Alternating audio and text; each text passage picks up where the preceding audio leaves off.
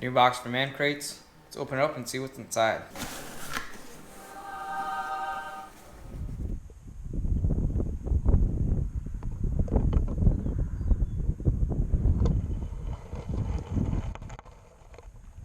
Today we'll be going over a package that my wife gave to me over Christmas. Self-paced box of different projects, barbecuing, drinks, make your own knives. First look at it, nice box, nice detail. Gives you instructions on how to build your duck call. Gives you different supplies, 550 cord, stainless steel knife, finish oil, cork, 2 reeds, inserts, and towards the back it starts giving you examples on how to do proper calling. So we got a nice knife inside. It's got a nice little locking mechanism on it. You can use a single reed, or if you want to go with the double reed method, it does supply the double reeds. 2 things of 550 cord, 2 walnut blocks, and it comes with gun finish oil. When it comes to the instructions, me, like most men, I'm not gonna go by them. I'm planning on using the drill press, slowly shaving it down so it looks more like a regular duck call. So I'm just gonna put this together real quick and just put it in the block of wood for now. And if I push the reed in further, along with the cork and everything, it might have more of a distinct noise. I'm not planning on doing any hunting this year or next year, so if you stick around with the channel long enough, then I'm sure it'll make its debut. All my duck calls have the same size insert, so I took one of the zinc calls and I was like, well, let's see how much of a difference the block of wood makes. Little did I know that the block of wood really has nothing to do with the call. I put it in and this is what I came up with. All I need to do is just configure the block of wood the way that I'd like. Just gonna use one of the other platforms I currently have, either the Zincs or the 737 duck calls, and just sketch the outline onto this block of wood so I can make the size of the outside bore. And what I'm gonna do is follow this outside the entirety of the length of the piece of wood, and then after that I'll shape it down to so it has that indentation like most calls, so it fits good in your hand. Alright, so it's just a little rough cut. You can pretty much see what I'm getting at.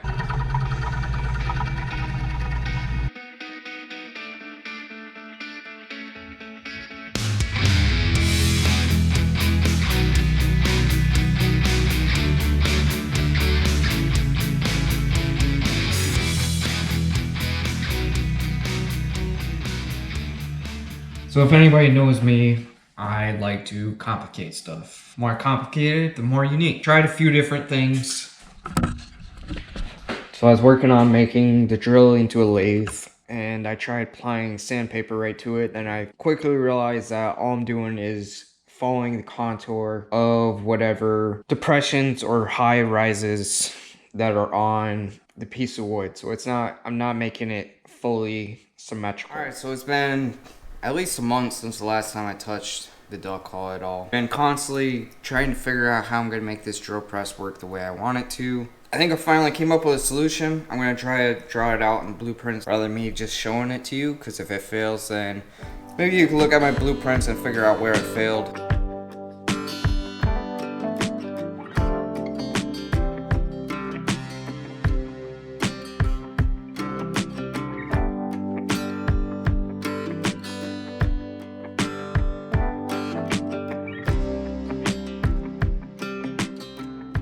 Alright, now that I got the blueprints all laid out, I'll break it down a little bit further on what it's talking about here.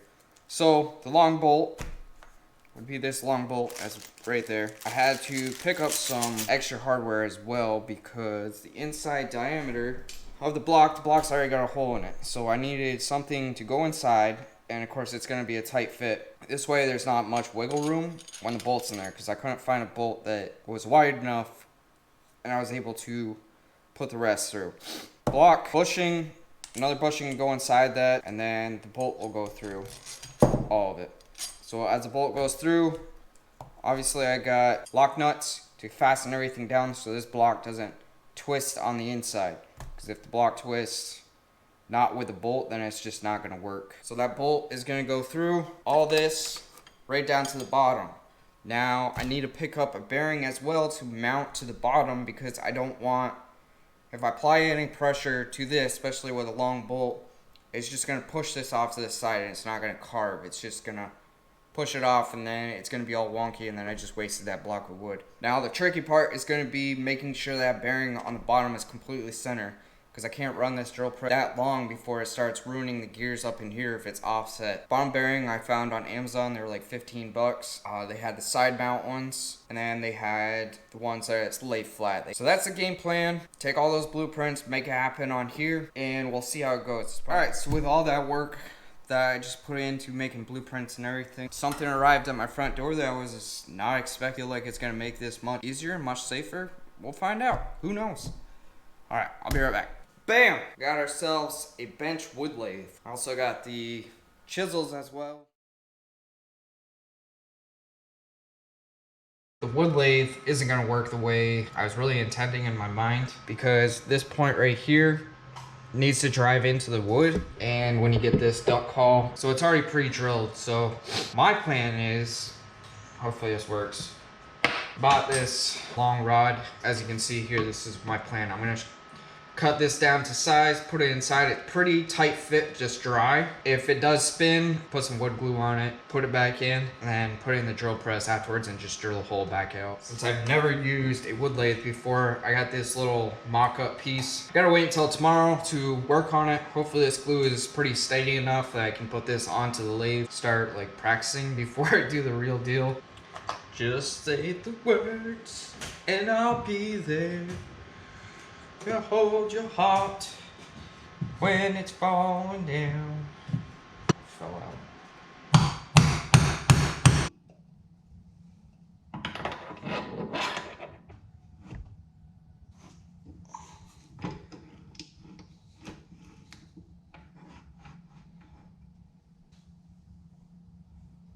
Just to be on the safe side, I'm definitely gonna be wearing this. With that being said, it said make sure that you don't have anything loose, clothing or anything. I am not getting that wrapped up in this. We'll start off with this guy.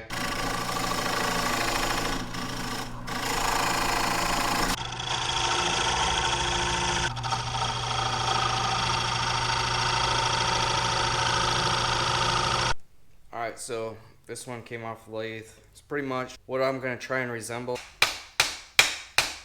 Now I'm just gonna cut off this end and then put it in the lathe.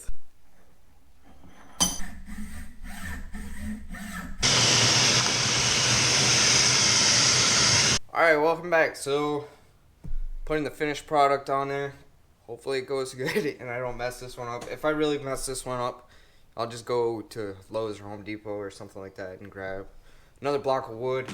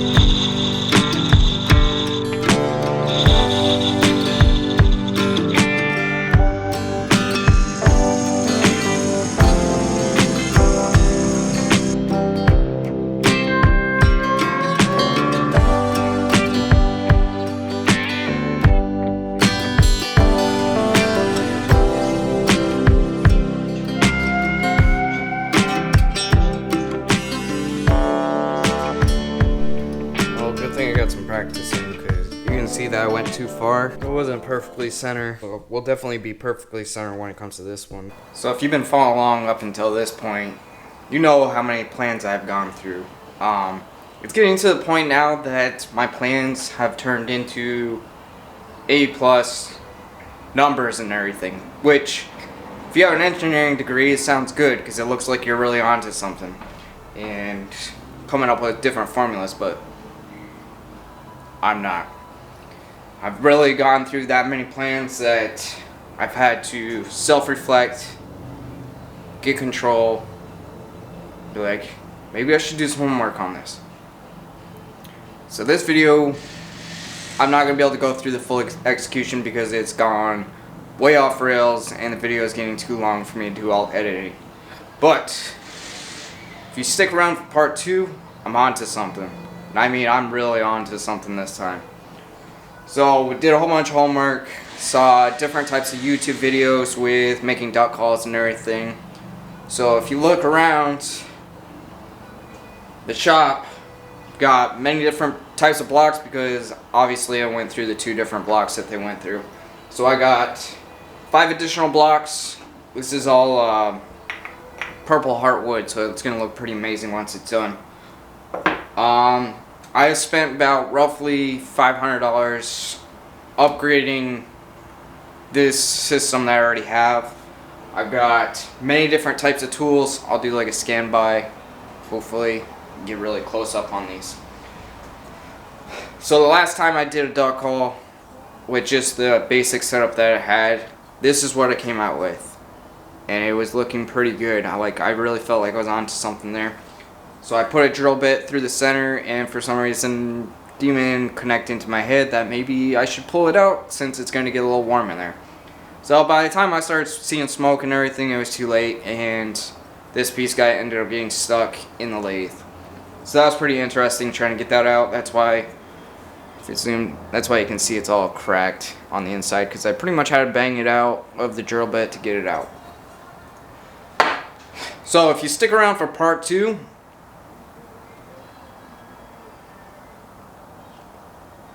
I got it. This is going to look amazing.